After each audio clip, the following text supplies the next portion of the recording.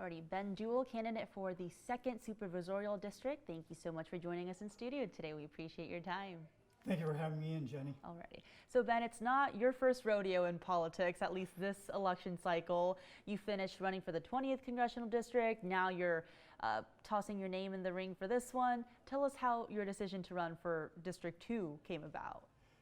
Yeah, well, I don't want to exactly put this as I was kicking and screaming into this race, but in fact I felt like to be consistent in offering to represent people of the district and much larger area, of course, throughout the rest of the 20th Congressional District, that it would only be consistent for me to go ahead and make this run, even though it's for a partial term, you know, really less than half of the term for sure.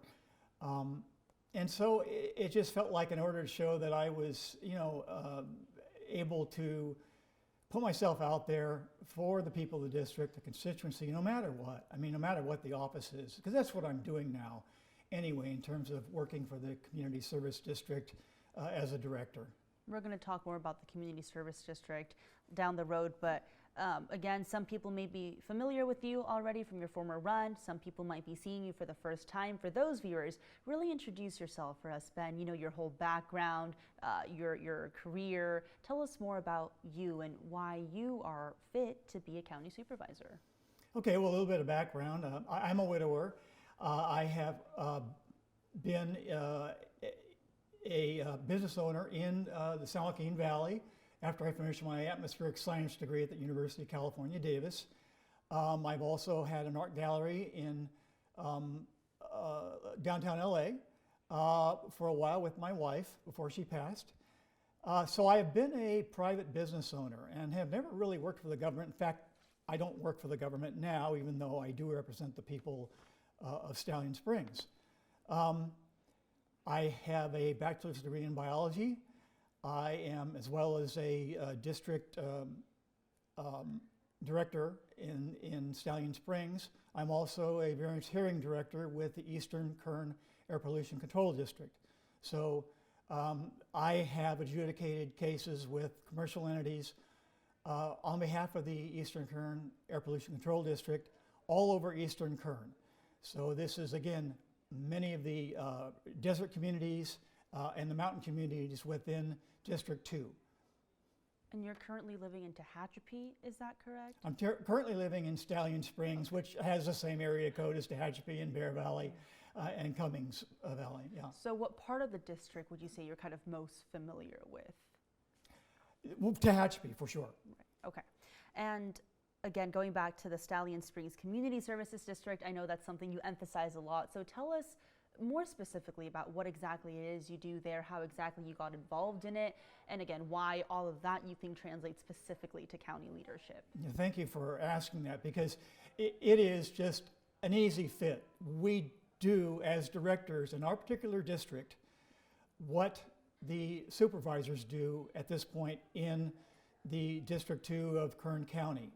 So there is no difference. It's policy making. With Stallion Springs Community Service District, we are a little more complete than other districts, because districts in California, and there are over 1,000 of them, can be responsible for very little or a lot. In the case of Stallion Springs, the directors there are responsible for policy making for police, park and rec, roads, water, sewer. So it's all the basic infrastructure that any city would have other than fire. Fire is covered by Kern County Fire. So we have this entity, which is not quite a city, kind of a pre-city. I don't think anyone wants it to be a city, but we do all the functions that are infrastructure related that affect the people in Stallion Springs. That is exactly what happens with the County Board of Supervisors. The policy making is no different, and I have 6 years experience in doing that with Stallion Springs. So you're doing the job already, basically. I'm already doing the job, and I may be the only candidate running, from what I know, that has that experience, and I am ready to go on day one. There's no learning curve here for me. And going to the East Kern Air Pollution Control District as well. What's the appeal here? I know you mentioned you're already kind of helping with the district's air quality. I know like climate change and the atmosphere, that's something that you are concerned about as well.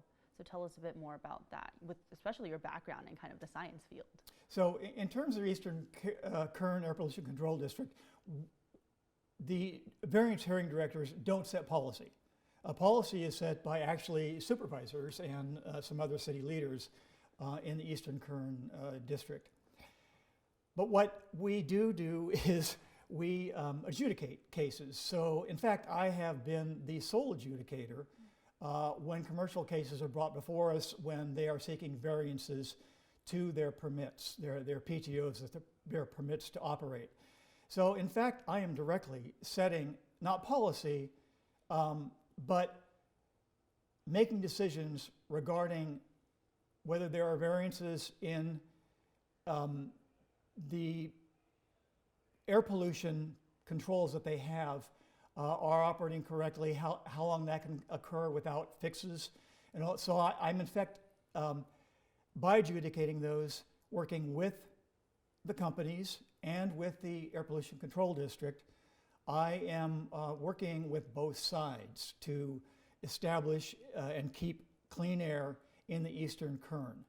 So, I mean, that's very important what I just said because, as you know, I'm an independent, no party preference, and I work with both sides. This is something which is nonpartisan. The office I'm seeking as a supervisor in District 2 is also nonpartisan. So, and I'm thankful for that. The other offices I've run for, the two stints at going for the U.S. representative for the 20th district, which includes this area, you know, we're not nonpartisan until I made it nonpartisan by running as an independent in my second run. Yeah, well, I have a degree in atmospheric science. I have a Master of Science from the University of California, Davis. Much of what I studied there was mesoscale meteorology, which is air pollution, basically. It was then. So I have a long background in air pollution projects, and that is just really the meat of mesoscale, which is medium scale between synoptic level, like United States, and the micro level, which we experience in Tehachapi, different micro levels of climate. So the important point about that is that mesoscale really lends itself to air pollution as a study, and I have a background on that as well, which I just decided, well, I'm already part of this public service thing in terms of the community service district. I can go ahead and offer more because I have this specialized degree and be someone on the variance hearing board who has a lot of knowledge and some experience in terms of air pollution. So it only made sense that if I'm going to be making decisions that are going to affect both companies and the public, that I have that large extent of knowledge in order to make decisions that are good for both parties. And that's the way I feel my adjudication position with the board is best resolved. And obviously there are many other issues we're going to touch on, but air pollution, like you said, you have vast knowledge on it. Do you think air pollution is a big concern for residents of the district? Because typically when I talk about priorities and issues, what I hear most of is homelessness or public safety, oil and gas. So on air pollution specifically, you have that expert knowledge, but is that something District 2 residents talk about on the daily? No, they don't. In my district, or in the district that is part of the mountains and the desert, Eastern Kern, we are blessed with a lot of air movement, natural air movement. That doesn't mean that companies are able to forego their regulations because all that is taken into account with air pollution models. But on the other side of the Sierra, the Western Kern, which includes part of Supervisors District 2, that is a bowl there, especially down in the southern part of the San Joaquin Valley. And while it's true that we get a lot of imported pollution from the Bay Area and from the rest of the San Joaquin Valley and even the Sacramento Valley, we also produce a lot because of oil and gas, and this is not brought up enough. I am in favor of continuing with oil and gas We need it until we can become fully electrified, and that's a whole nother topic you haven't asked about. Perhaps you will, but everything is a balance. That's the way to look at it. It's a balance in politics, or at a supervisor's meeting, or as a community service district meeting. It's all a balance, and you need to pick from whatever you have available to you to make good decisions. I have a wide breadth of knowledge in all these areas. I don't have any one viewpoint that I stick to, other than the fact that if you want to call me an environmentalist because I have a degree in atmospheric science, go ahead, it's not going to bother me. It may not do well for me in this district in terms of other people's trying to figure out whether they want to vote for me, but you need that. Because when I come down the hill in 58, when I get to the Caliente turnoff, right there in the summer is where I start smelling the bad air that is in this entire bowl down here covering Bakersfield, Taft, the whole area. A lot of that is self-generated, a lot of it is imported, like I said before. A lot of it is from oil and gas, and we already know that oil and gas needs to be held account. They need to be held account because, well, just a couple months ago, because they had backflushed their pipes, a small company. They had destroyed the water in, what was it, District 1, basically, for Bakersfield here? Yeah, and for part of Bakersfield itself. So, there has to be a balance. There has to be a give and take. Companies have to live up to their own ideals in terms of what they say they want to present to people in order to have them use products and use their products specifically to their benefit. Because those companies are making money off of this, and this is one of my big issues with the oil we produce here, which is pretty much the only oil oil in California now. That oil goes into a huge reserve, and it's traded globally. So, if you really want to get into whether oil and gas is good for this community, yes, it provides jobs. Many of those jobs at some point can be turned into, transitioned into other jobs. Many old oil wells can be used as steam injection wells to produce energy. But, as we make this transition to electrified sources, we need to keep oil and gas around. We have to be clear-eyed about it, though, and understand that there are environmental consequences to doing this. And that's where someone with a great breadth of experience, which I have, in making decisions that both keep businesses alive and viable and sustain the public's expectation of clean air. So the former supervisor, the person you're trying to succeed, has long argued that we do it. Kern does it in one of the cleanest, safest ways possible. So you would disagree with that statement?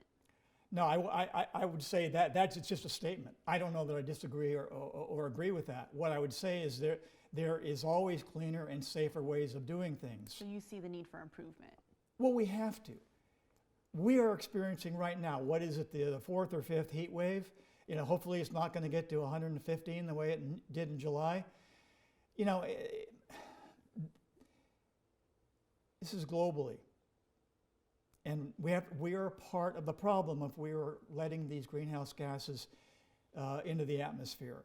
It's already established fact, scientific fact. And that's what I go on, is what is verifiable science in all this. And if it stands up, then I'll be behind it. But I will always look at how is this going to affect the economy? How is this going to affect the public's expectation of clean air? And unfortunately, we are really, kind of the sewer for air pollution in this particular area because of air movement throughout California. So we're getting it not only from ourselves, but from other places, and we need to deal with all those sources. Eventually, we will hopefully make it to only renewable sources. I don't see that happening in my lifetime, but the more we put resources into that, the better that opportunity will come to us, and the sooner it'll come to us. And so I'm hopeful. You're mentioning that transition to clean energy, solar energy, electric energy. Do you feel like what the state is envisioning for Kern County right now is a just transition? And I want to ask kind of like where you align with the state in terms of that transition, because again, the former supervisor was one of the most conservative members on the board. He was not afraid to crack down on Sacramento when it came to the oil and gas industry and that transition that the state was recommending to cleaner energy sources. So I want to ask where you stand on that transition and if you view that as a just transition that's possible for this county. So I think we're looked at as the redheaded stepchild of California in many ways. And oil and gas is just pretty much the latest. The way I view it as a person of some experience and scientific background is that California's moved too fast on Kern County. And so this is why I didn't want to answer the question do I agree or disagree with his statement. I mean, it's a statement, but does it really cover all the nuances of what needs to happen? This is the problem with California's legislature. And one reason why I didn't bother to run against Vince Fong in the Assembly District race is I felt as an independent, there's nothing I can do in California to improve this area other than to say, well, hey, we're here, and this is something that is still needed globally. I mean, even the administration in Washington, D.C. has agreed to that after Ukraine was invaded, that we needed to provide more non-renewable sources in terms of gas and oil, more pumping to sustain global economies and not being taken down by the ramifications of a war like this due to one particular partner who we have decided to interrupt the flow of oil and gas to Europe for. But and I don't disagree with that. But at this particular moment, and I have always maintained that during critical moments in history, when we need the extra energy, we need to have gas and oil. There's no way around it right now. I mean, it's just practicality. So I hope you're getting the point. I hope that people are getting the point that I would love to see a total renewable sources of energy. I can't see it practically. We are an important source here in California, and we will remain that probably for years to come, maybe a generation. It all depends on what happens with renewable resources, and those are coming along. But they came at us too fast with their with the electric car mandates. Well, they're not mandates, but not mandates for the consumer, but they were mandates for the providers of electric vehicles. And I don't think this has been looked at very intelligently. I think there should be a great sort of swell of movement towards individual private vehicles being electrified. But that just cannot happen for larger vehicles, trucks and trains for some time. That kind of technology, in order to drive those larger engine transportation systems, is not happening at a pace that will be on par with private vehicles. But that source of energy also needs to be reserved for them. So, I would push for more of a slant towards let's leave this other dirtier energy producing source to larger vehicles, to times in this country where we need the extra energy. Critical times of war, let's hope not, or when we need to help out other people as we're doing now. So I'm kind of on board with all aspects of this, and every decision I make will take both sides into account. Okay, so really quickly, it sounds like your vision overall kind of aligns with what the state legislature is envisioning for the transition in California when it comes to energy, but the practicality of it, especially for Kern County, is what you're taking issue with. How it's implemented, how quickly they implement. Yes, generally I would say that's correct, but you almost got me into a bit of a problem there because, yes, thank you for clarifying that. Of course, I'm not happy with the way they have taken Kern County's oil and gas into consideration. And again, we are the only oil-producing county left, so we don't need at this point in time, until the world's a perfect place, to take anything out of our, take any arrows out of our quivers right now. We need to keep everything available as much as we can, but we also need to make these switches to renewable as fast as we can in terms of what we use privately in our houses and our own cars. And I am in favor of that. Okay, that's a very fair point. And Ben, you mentioned that you didn't run in the assembly race because you felt that as an independent, there wasn't much you could kind of change here in our very blue state of California. This District 2 seat that you're going for is almost the polar opposite. It's known to be very conservative. The former supervisor was known to be the most conservative on the board. So what makes you think that as an independent in this more red background can make an impact, can be a leader that those people elect? Oh, I think people are ready for a non-political view on all this, and I don't want to say that I don't think anything I've said today is political. It's based on science. It's based on what is verifiable fact, what is peer review fact, what are the best evidences that we have to make decisions. I don't know that well, okay, if you say I'm a politician, you can say I'm a politician, but I don't consider myself a politician. I just think I am someone who sees that it's a very conservative area. I am not conservative. That is my strength. So everything will always not go one way. There will always be someone there to bring up another consideration, and the people in Stallion Springs are pretty used to me doing this, by the way. I'm not one who lets anything go if I can see, there might be an issue with it. Sometimes I'm the only dissenting vote, but there are people in this community who I think are more even in their tone and don't view this as politics, don't view the supervisors as politics. That what you should have in there is people who can make decisions based on everyone's needs as much as possible. And I am that person. So that's for the voters' perspective. Now, going to the Board of Supervisors itself, again, we know it's a nonpartisan position, but I think people involved in politics enough, like you and I, we are aware that with Scrivner on the board, it was 4 Republicans and a lone Democrat, Leticia Perez, that were on the board.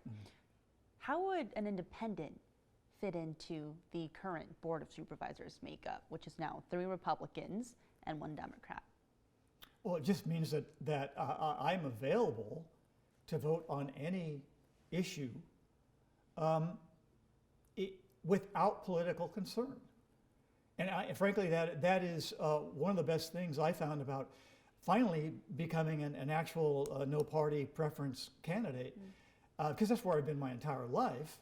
Is I'm only going to look at the facts. That's science, and I'm not going to walk away from the fact that I'm a scientist. They should be welcoming to me, and that they're going to get another view, hopefully one. Well, not another view. I would say a combined view from both sides. I don't know enough about the current makeup to know that there's constantly a lot of struggle there. So how would I affect the board? All I can say is I'm going to be someone who's going to look at every issue in as much detail as I can. That is what I do as a scientist. And I come up with the solutions which have the most integrity, the most scientific integrity, the most personal integrity, and compassion for people in the district that I can. And I think I've shown that in my previous service in the Community Service District. Yeah. That is non-political. I don't think we've ever had a political discussion there at all. So this is why it's going to be an easy slide for me into there. into the supervisors. But more than anything, you know, the question keeps coming, well, why are you doing this? It's like, well, because I can at this point in time. And you know that I won't be available during the next month for any interviews. We'll talk about that later. It's something that's been a promise for 34 years. I didn't know this situation was going to come up with Scrivner vacating the seat, but I just thought it would be, it would not be me to not put myself forward, considering the fact that I've already done that for the residents of the district. And I hope that they see that independence is a strength here, not a weakness. I am just curious how that works logistically, though. You don't need to get into any personal details, obviously, Ben, but your fellow opponents here are campaigning nonstop, especially because you have a shorter time frame. Like you said, this came about unexpectedly.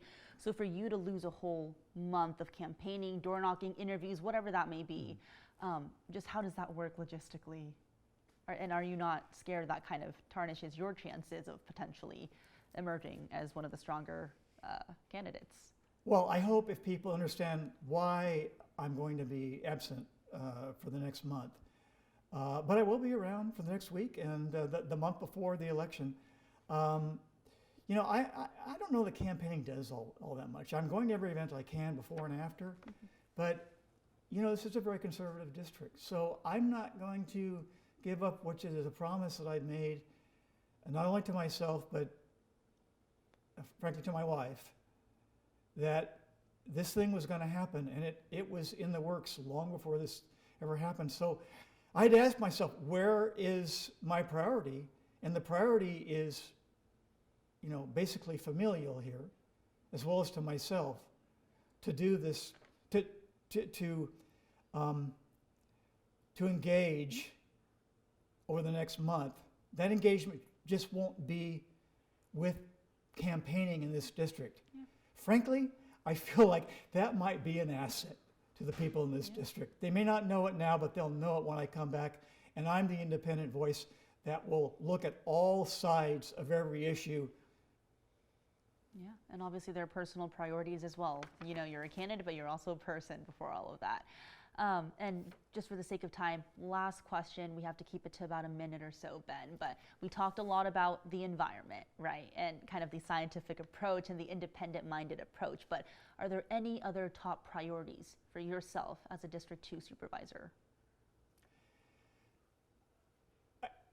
Or any issues we didn't touch on? Well, yeah, I think we're all going to have to deal with homelessness. You mentioned that earlier as being something everyone's talking about. You know, and also the price of housing, you know, and that may contribute to part of it. I mean, part of that is, I have a feeling like the community services in Bakersfield are pretty good at identifying, in terms of the homeless, who needs medical and mental and social services, and who doesn't. And when those are separated, I think we can identify what we can do better for homeless and why they are homeless. But, you know, in terms of that, we also have an issue of affordability. And, you know, it's been hard for me to watch this happen because, you know, the first house my wife and I bought was at a 23% interest rate. So I look at now and I see the interest rates available at the other. What is the issue? Well, the issue is the prices of houses have gone up so much and there isn't so much competition anymore. It may be time to consider multi-generational family housing, you know, this idea that we can own homes, and that should be the American way of doing things, you know, since World War II, maybe it's got a shelf life to it and we're going to go back to something, and that might be an improvement. I don't know. Mm-hmm. But there are many things to look at here.